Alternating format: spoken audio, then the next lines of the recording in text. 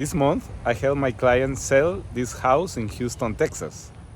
This house was built in the 40s, 1940s, and it was used as a rental property.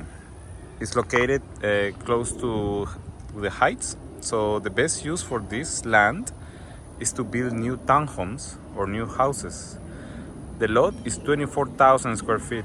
So the buyer who bought this house are gonna tear down the house and put 6 to 10 new homes. Each new home sells for around 400,000. So if you're looking to invest in real estate, if you're a developer looking to buy old houses in Houston that has big lots so you can build more than 5 new houses, send me a message. I can help you find the old house to buy, and I can help you decide how many units can you build in that property. And if you have one of these old houses, give me a call. I can help you connect with investors looking for a house just like yours.